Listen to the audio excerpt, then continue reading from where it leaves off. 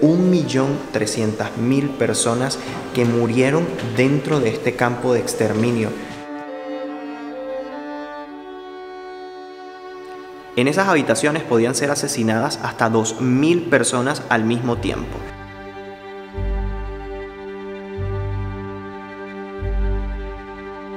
Hola, ¿qué tal amigos? Sean bienvenidos a un nuevo video. Para los que no me conocen, mi nombre es Gabriel Herrera. Amigos, y como lo vieron en el título de este video, hoy vamos a estar hablando acerca de cómo se vivió en uno de los campos de concentración más grandes que existieron de la Alemania nazi en Europa. Y es que estamos en el campo de concentración y exterminio de Auschwitz-Birkenau. Estamos justo en la entrada principal al campo, a quien recibía a todas las personas que entraban en él con una frase muy sarcástica que decía: el trabajo libera. Con esta frase recibían a todos los prisioneros, a todos los esclavos y a todas aquellas personas que de alguna u otra manera iban a colaborar con la maquinaria nazi para el trabajo forzado o, para la mayoría de los casos, ser asesinados dentro de este lugar.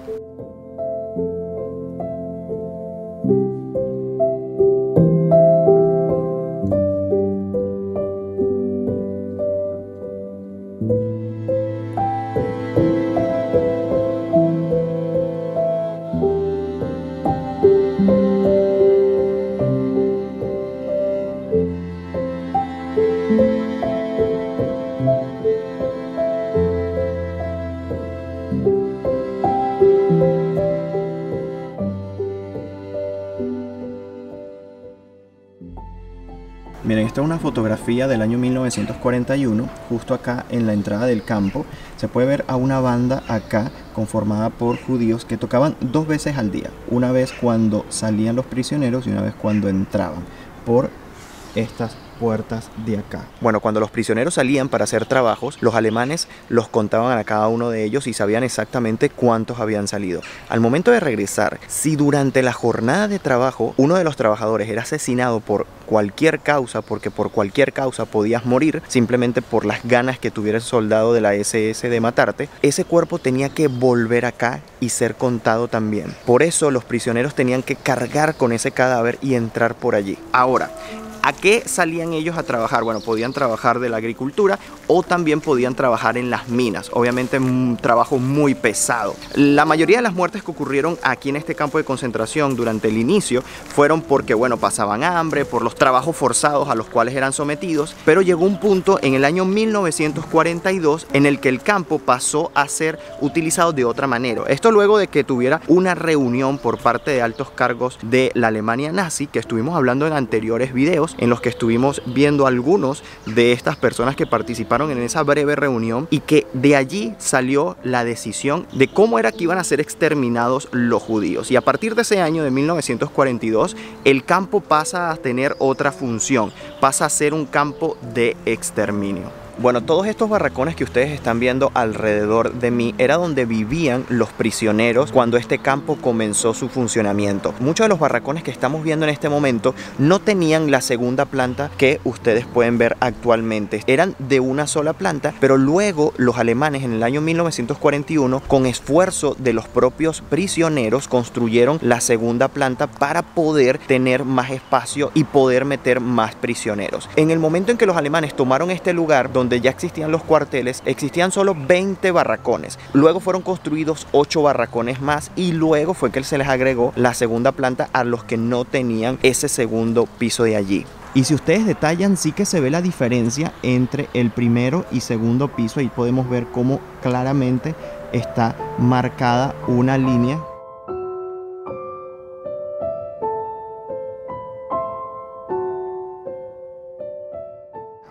Fíjense, nosotros estamos justo en este lugar de aquí. Esto es Auschwitz I. En este campo existía una cámara de gas y un crematorio solamente. La otra parte, cuando se amplió el lugar, fue en Birkenau II en el año 1942. En este campo, en el primero, cabían unas 20.000 personas y luego de la ampliación cabían 100.000 en esta zona de acá. También fue construido luego, en ese mismo año de 1942, esta parte que se llama Monowitz. En la actualidad no se puede ver nada de esta parte, ya no existe, pero aquí también funcionaba la antigua fábrica de IG Farben Industries. Aquí era fabricada gasolina sintética, y un dato curioso acerca de la IG Farben es que luego del término de la guerra, los aliados, al ver que esta compañía estaba muy corrupta, decidieron disolverla en las compañías originales que la integraban, y actualmente una de ellas es muy conocida, que es Bayer. Y sí, o sea, Bayer como tal, como compañía en la historia de su existencia, formó parte de todo esto. Y no estoy queriendo decir con esto que la compañía Bayer en este momento sea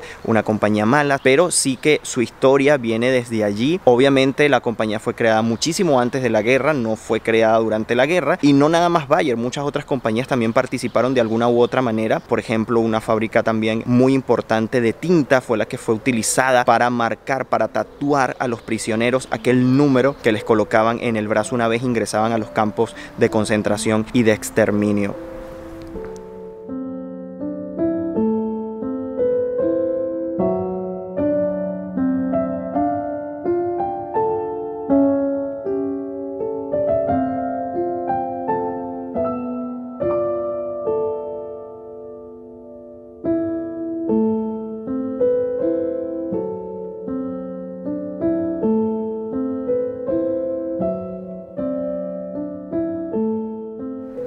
Y todo lo que ustedes están viendo alrededor son los diferentes países desde los cuales los alemanes traían prisioneros hacia el campo de Auschwitz. Muchos de estos prisioneros morían en el camino, porque estamos hablando que los traían aquí a Polonia desde países como Grecia, países como Rusia, Noruega, allá arriba. Imagínense venir desde esos países en un tren que era para transporte de ganado durante días. Muchos de ellos ni siquiera lograban llegar al campo de concentración y morían en el camino, además de todo lo que iban a vivir luego en el campo y la selección a la cual iban a ser sometidos para poder saber si iban a trabajar o iban a morir al momento de su llegada.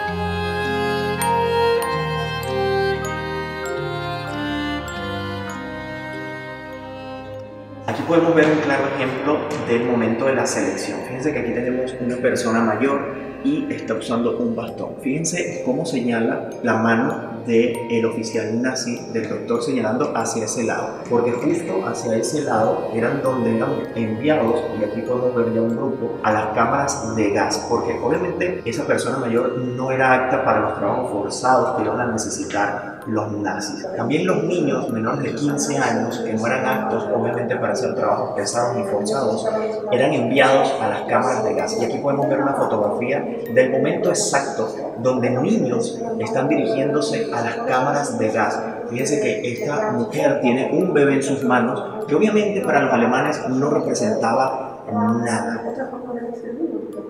Bueno, aquí podemos ver más a detalle cómo era que lucía esa cámara de gas en el momento de su funcionamiento, y podemos ver las diferentes etapas por las que pasaban los prisioneros una vez llegaban y eran seleccionados. Luego de pasar y de salir de las vías de los trenes, salir de esos vagones de ganado, allí entraban a una habitación donde se mandaban a desvestir, a desnudar totalmente, a dejar sus pertenencias allí con la excusa de que iban a tomar una ducha. Eso era lo que les decían, porque siempre los alemanes mintieron para mantener el control, para que ellos nunca sospecharan las verdaderas intenciones que tenían, porque si no esto se iba a volver un desastre, un descontrol, la gente iba a salir huyendo. Lo que ellos menos querían era que supieran la verdad, siempre fue a través de un engaño, de que iban a recibir un baño de ducha, de que iban a trabajar, de que iban a ser trasladados a otro lugar para trabajar el campo o cualquier otro tipo de excusa. Luego de que eran desnudados, pasaban a la siguiente etapa, en la que eran ingresados a una habitación cerrada en donde supuestamente estaban las duchas. Fíjense, allí podemos ver un ejemplo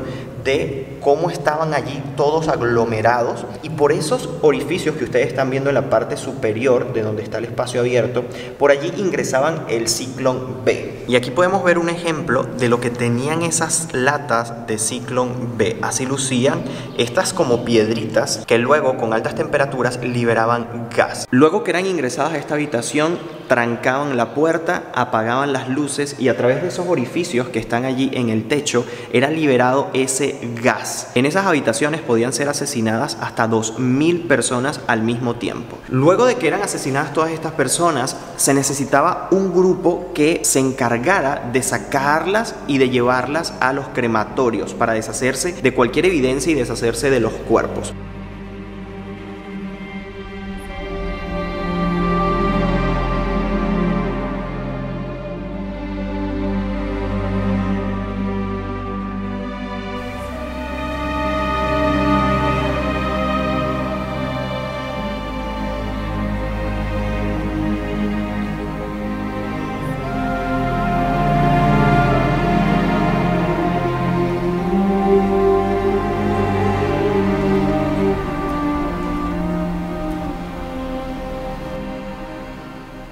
Este gas que era utilizado para asesinar a las personas dentro de las cámaras era cianuro de hidrógeno, y se pueden imaginar la gran cantidad que era utilizada diaria aquí en este campo de exterminio. Y algunas de las latas las consiguieron los rusos una vez que llegaron al campo que fue liberado, y podemos verlas aquí, son originales, son las latas que eran utilizadas para ese propósito. Esto que les voy a comentar en este momento realmente es un poco perturbador, no sé cómo expresarme para que suene de alguna manera respetuosa, pero ustedes se lo puedan imaginar. Y es que entramos a una habitación que está prohibido totalmente filmar o tomar fotografías. ¿Por qué? Porque en esa habitación lo que te muestran es el cabello que les comentaba que era cortado de las cabezas de las personas que eran asesinadas en las cámaras de gas. Este cabello era utilizado para hacer telas, y allí podemos ver en esa habitación un rollo de tela, así como los industriales que ustedes ven, un rollo de tela hecho con cabello humano. Además, en la habitación podemos ver una fotografía de cuando los rusos llegaron aquí. Había un almacén lleno de sacos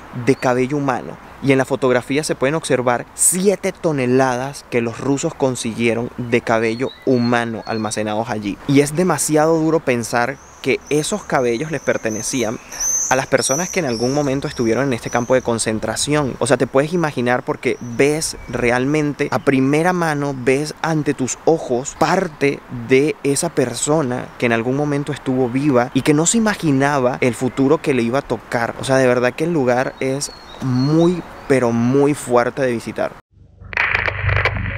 Bueno, recuerdan que les dije que una vez que llegaban los prisioneros eran despojados de todas sus pertenencias al momento de bajarse de los vagones de ganado. Todas esas pertenencias eran enviadas a los almacenes del campo para ser seleccionadas si eran oro, si eran objetos preciosos. Y por ejemplo, el oro era enviado a las bancas de la Alemania nazi, y de esta manera poder continuar con toda la maquinaria de guerra. En este momento vamos a entrar al barracón número 5, donde vamos a poder ver todos los objetos que fueron encontrados y que los nazis no pudieron llegar a quemar, porque una vez que los rusos ya se estaban acercando a este lugar, comenzaron a borrar cualquier evidencia que pudiera incriminarlos de alguna manera. Pero obviamente era tanta la cantidad y tantas cosas que no pudieron hacerlo en su totalidad. Y nos dice nuestra guía que esta es una de las cosas más fuertes que vas a ver dentro del campo, porque te va a dar una perspectiva de la gran cantidad de personas que llegaron a pasar por aquí, y te puedes hacer parte de esta historia a través de esos objetos. Bueno, aquí lo que podemos ver son algunas de las gafas típicas judías que fueron encontradas por los rusos una vez llegaron al campo. Y no sé si pueden ver esta gran montaña de gafas, todas entrelazadas, y se pueden llegar a imaginar y tener una idea de cuántas hubo en su totalidad, si estas apenas fueron las que lograron conseguir. Estas son algunas de las mantas típicas judías que le fueron arrebatadas, pero que para los alemanes no tenían ningún tipo de valor, obviamente.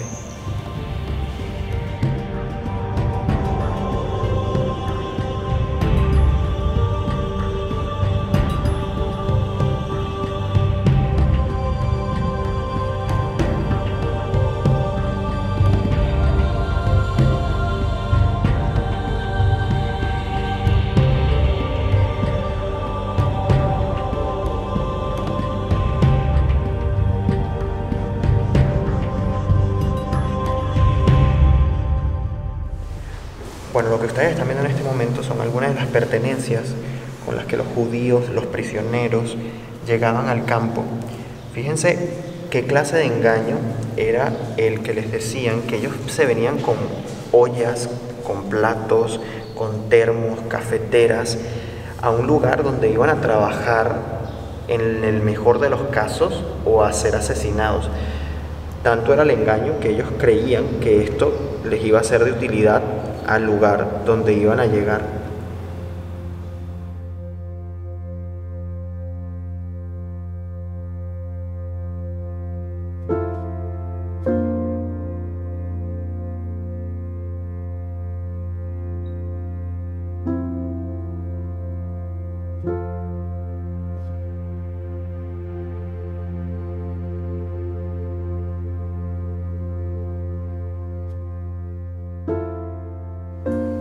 Bueno, y esto va a ser un poco fuerte para algunos. Esto que ustedes están viendo es zapatos, pero zapatos de niños, de los más de 235.000 niños que llegaron a estar en el campo de concentración y exterminio de Auschwitz, y que para los alemanes, pues tener niños aquí no tenía ningún sentido, y todos eran enviados a las cámaras de gas para morir. Es por eso que vemos esta gran cantidad de zapatos. Y también se consiguieron piezas de ropa de bebés, de niños muy pequeños. Wow. Aquí tenemos montañas de zapatos de los adultos. Son 2 vitrinas enteras llenas con más de 40.000 pares de zapatos de lado y lado. Miren esto. Pero realmente esta cantidad no es nada, porque recuerden que estuvimos hablando acerca de 1.300.000 personas que murieron dentro de este campo de exterminio. Estamos hablando que solo aquí hay 40.000 zapatos. Aún faltan 1.260.000 pares de zapatos.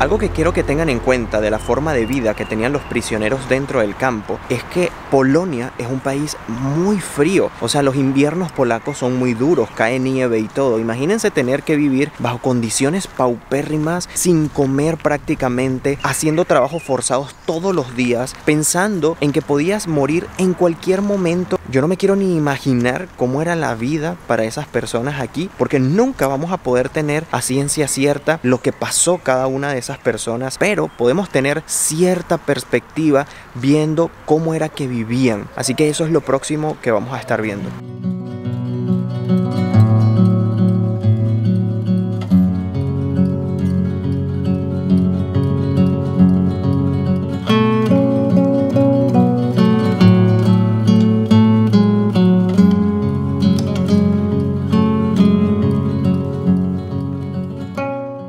Luego pasaron a utilizar colchonetas rellenas de paja, por así decirlo, las tiraban en el piso y allí dormían.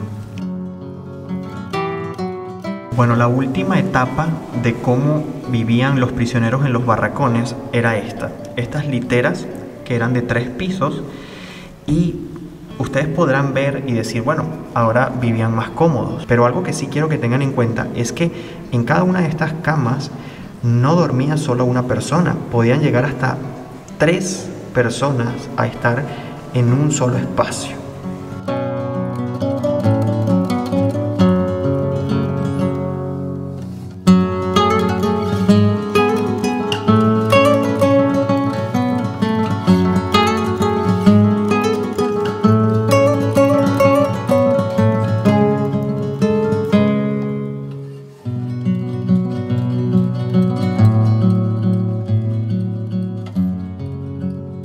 Aquí tienen el ejemplo de los lavados y de las letrinas que utilizaban los prisioneros dentro de los barracones. Solo la podían utilizar 2 veces al día, por la mañana y en la tarde. Solo podían usarla durante 15 segundos.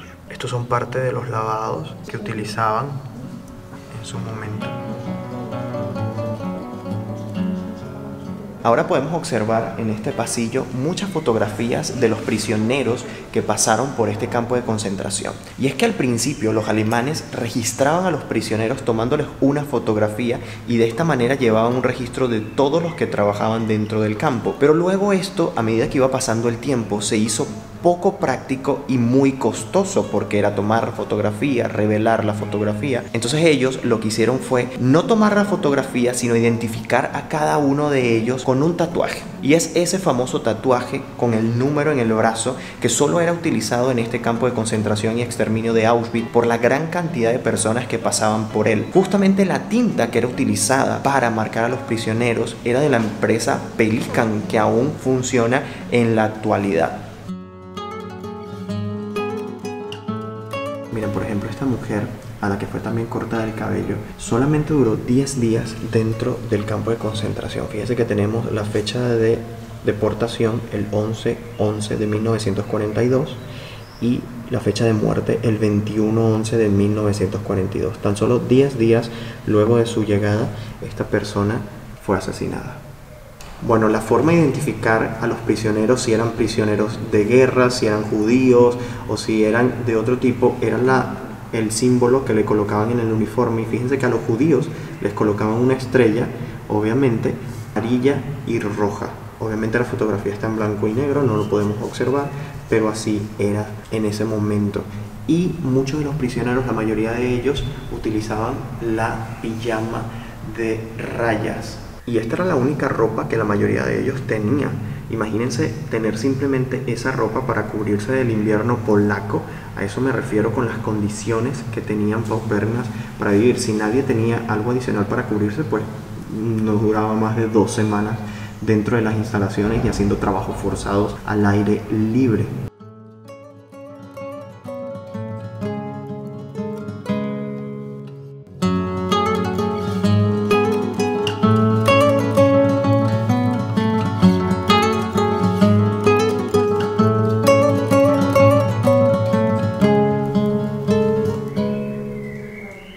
Bueno, justamente estoy parado enfrente de otro barracón. Este barracón, lo que sucedía aquí era terrible, porque no nada más que la mayoría de los prisioneros tenían que pasar por situaciones aterradoras. Los pocos que lograban sobrevivir eran utilizados por algunos de los médicos que estaban dentro del campo para hacer experimentos. Y uno de ellos era Clark Clover. Él experimentaba con mujeres esterilizándolas. Y uno de los más conocidos era Joseph Mengele. Él experimentaba con niños, también es muy conocido que experimentaba con gemelos, hacía pruebas horrendas con los gemelos, y cuando uno de los gemelos fallecía, inmediatamente era asesinado el hermano, porque él quería aprovechar a toda costa a estas personas, y cuando uno era asesinado, el otro pues ya no le era de mucha utilidad para seguir experimentando en ambos y ver las diferencias, así que les hacía la autopsia a ambos en el mismo momento y aprovechaba que uno se murió para asesinar al otro.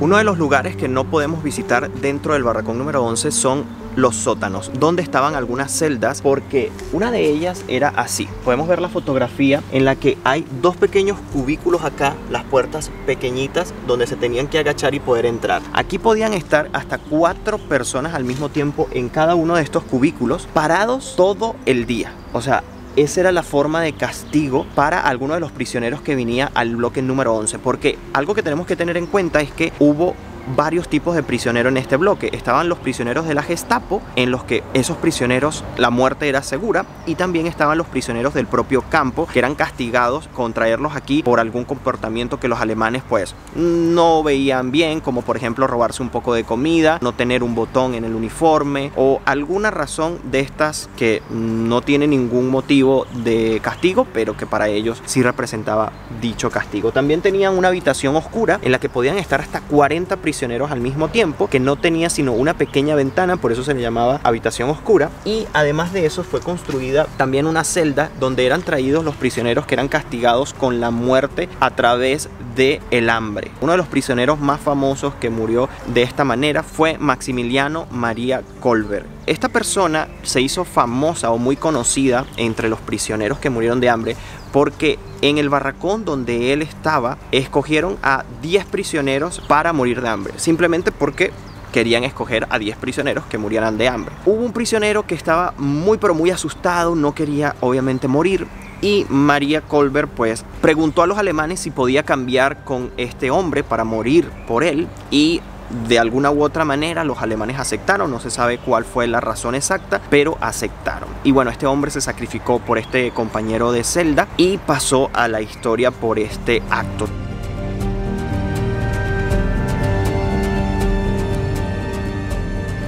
Y bueno, una vez que los prisioneros eran juzgados, recibiendo el mismo tipo de juicio, venían aquí, se paraban allí y un alemán le disparaba y de esa manera era su fin.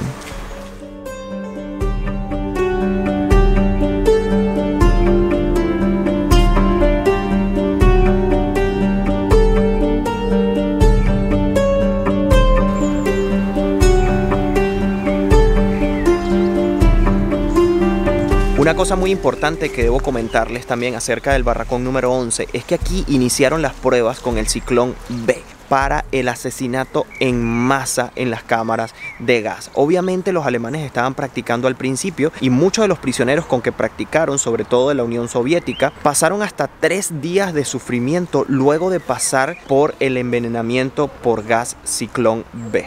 Justo al lado del barracón número 11 podemos ver un claro ejemplo de cómo era custodiado el perímetro del campo. Fíjense que tenemos aquí una alambrada, ¿ok? Una alambrada que era electrificada. Luego teníamos minas antipersona, teníamos cabinas de vigilancia cada cierta distancia. Fíjense que una está allí, la otra está justo acá. Allá tenemos en la esquina otra justo allí. Y como si fuera poco, tenemos un gran muro allí. Todo esto bajo 2 cercos de alambrada eléctrica y minas. O sea, escapar de aquí era imposible.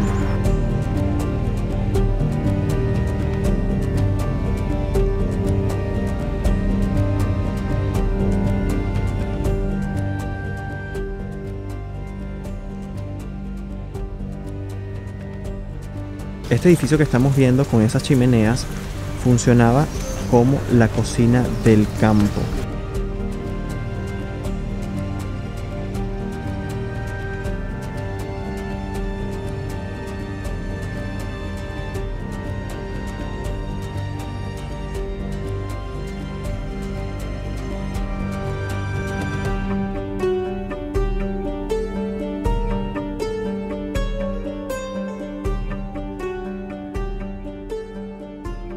Bueno, en este momento nos encontramos como en la plaza principal del campo. Es esto que tenemos aquí entre estos dos barracones. Y justo aquí, en el año 1941, un día los prisioneros fueron obligados a permanecer allí de pie durante 19 horas. Estamos hablando de que casi un día completo. La razón fue la primera huida que ocurrió aquí en Auschwitz. Porque aunque era difícil y casi imposible de escapar, pues los que estaban aquí se la imaginaban todos los días de cómo lograrlo y algunos de ellos lo consiguieron. murieron, pero esto traía como consecuencia un castigo, y el castigo era como ese: permanecer allí de pie. Obviamente no era lo peor que podía ocurrir, porque justo del otro lado, y es que tenemos aquí una horca. Esta horca que ustedes están viendo allí, esta viga de metal en esos 3 palos que están allí, murieron 12 personas en el año 1943, porque en ese año, en 1943, lograron huir 3 prisioneros y sus compañeros pues pagaron las consecuencias. Esto también, en el momento del ahorcamiento, eran obligados los prisioneros que estaban del otro lado a verlo. Esto para intimidar y evitar que esto sucediera, y que vivieran con ese miedo constante a de que si se escapaban o pensaban en hacerlo, los demás iban a sufrir las consecuencias. Esto era parte de la intimidación de este lugar. Esto que están viendo es una réplica de una casilla de vigilancia que justamente estaba enfrente de lo que era la plaza principal. Aquí colocaban a los prisioneros, porque el principal funcionamiento de esta plaza era contar a los prisioneros, y eso lo hacían durante 2 veces al día.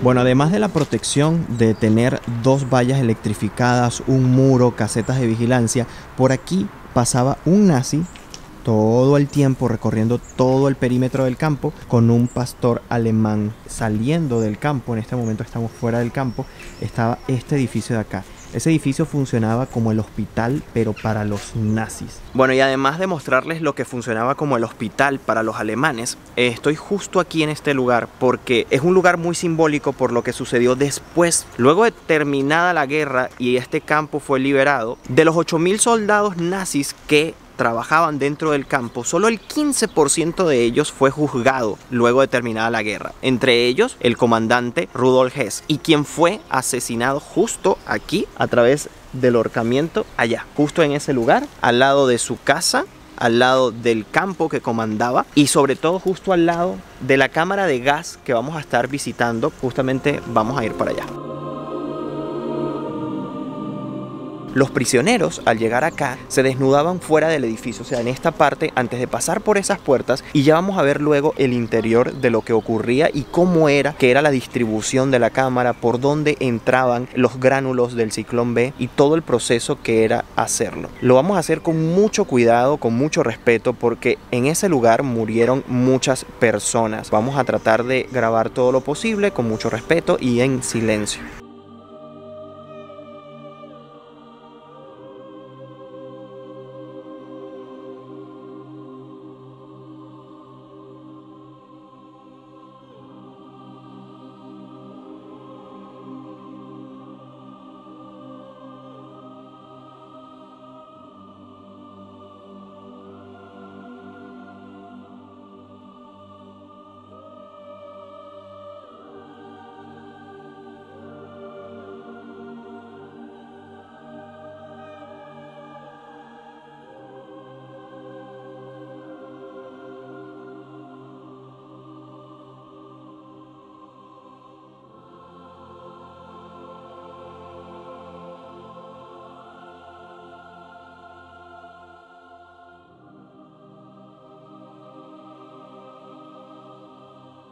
Bueno, una vez fuera del lugar, lo que ustedes vieron al principio en lo que entramos era la cámara de gas como tal. Y cuando les señalaba la cámara hacia arriba podían ver los agujeros por los que era arrojado el ciclón B una vez que abrían estas latas, y de esta manera vertían todos estos gránulos para que a través del calor que se generaban con la calefacción de la cámara de gas, llegando hasta unos 30 grados centígrados, para que este gas actuara, morían allí las personas. Luego los Sonderkommando sacaban a los prisioneros asesinados allí en la cámara y pasaban a la siguiente habitación donde estaban ubicados los hornos crematorios que ustedes pudieron ver en las imágenes. Justamente tenemos aquí la chimenea donde estaban ubicados esos hornos que estuvimos viendo hace un momento. Esta era una pequeña cámara de gas comparada con las otras 4 que iban a estar en funcionamiento en este campo a partir del año 1943, donde comenzó el asesinato sistemático de las personas que llegaban a este campo.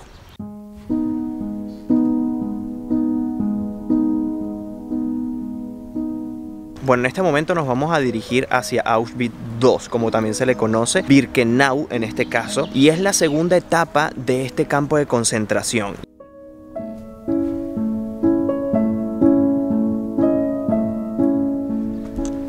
Bueno chicos, eso que ustedes están viendo a mis espaldas es la entrada por la cual el tren, con los más de 40 vagones y en cada uno de ellos más de 80 personas hacinadas allá adentro, llegaban al campo de concentración de Birkenau. Desde allí venían por estos rieles que tengo justo detrás de mí hasta esa posición de allá. Podemos ver de este lado, del lado izquierdo, barracones de ladrillos que fueron los primeros que se construyeron en 1942, en lo que inició la segunda etapa. Y del lado derecho, de este lado de acá, ya fueron barracones hechos en madera, porque era más rápido y más barato y ellos necesitaban expandirse muy rápidamente. Esta parte del campo es la mejor conservada. Todo lo que ustedes están viendo es original.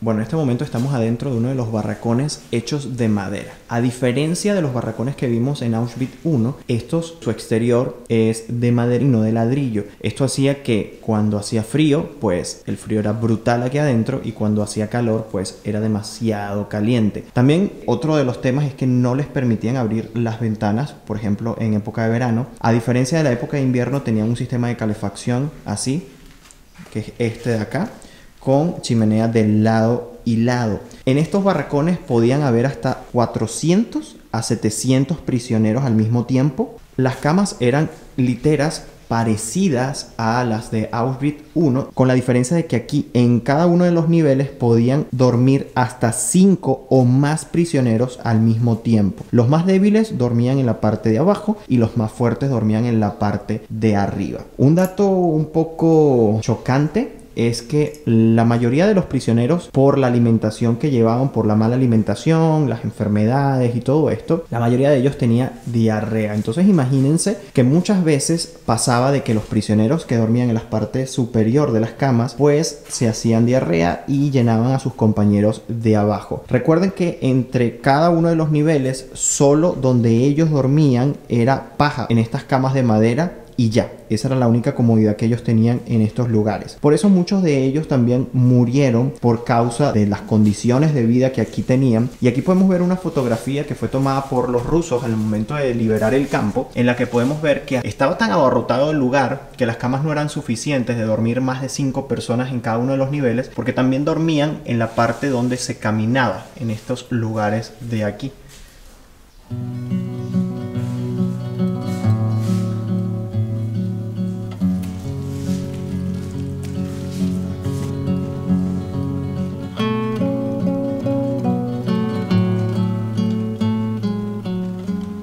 Bueno, en este otro barracón que entramos de este lado, también es hecho en madera. Este barracón funcionaba de baño. Este era uno de los 3 que habían de este lado del campo. En esta área donde actualmente no se ve nada, estaban los lavados. Y de este otro lado de aquí estaban las letrinas. Estas eran las letrinas que utilizaban los prisioneros que estaban en Birkenau. Fíjense la diferencia con las letrinas que estuvimos viendo en Auschwitz I. Simplemente es algo sumamente cavernícola, por así decirlo. Es simplemente un hueco con agujeros para cada una de las personas que durante 15 segundos podían usar esta letrina 2 veces al día y todos al mismo tiempo. O sea, era usarlo durante 15 segundos y salías.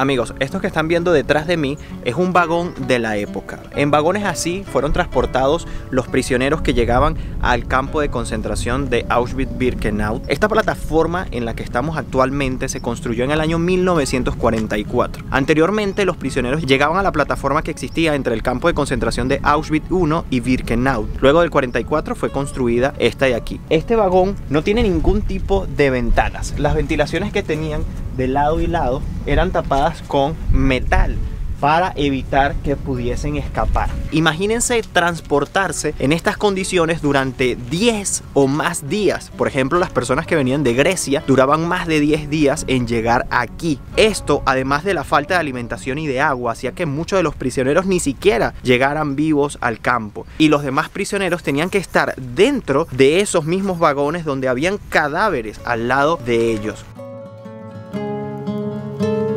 Bueno amigos, y eso que ustedes están viendo allí enfrente son las ruinas de una de las cámaras de gas. Estaba una allí ubicada y estaba la otra allá del otro lado. Justo en estos terrenos podemos ver unas placas conmemorativas haciendo honor a las personas que aquí perdieron su vida.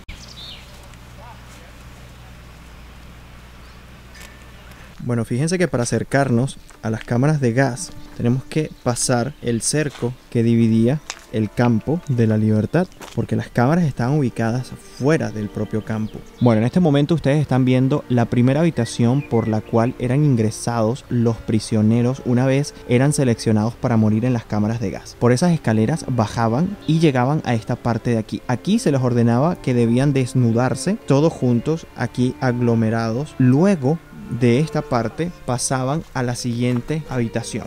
Bueno, justo allí podemos ver la siguiente etapa, luego que se desvestían allí.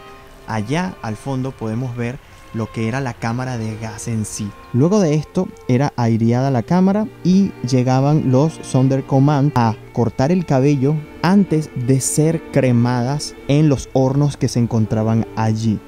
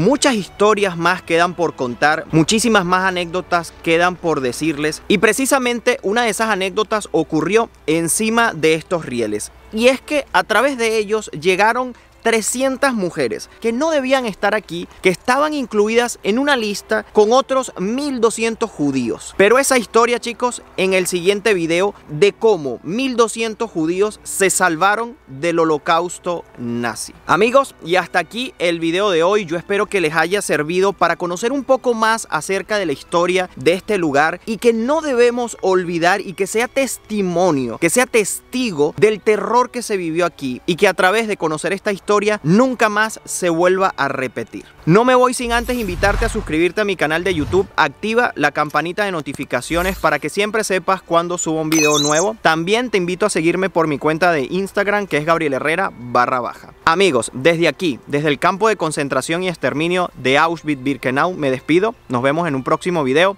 Bye bye, se les quiere.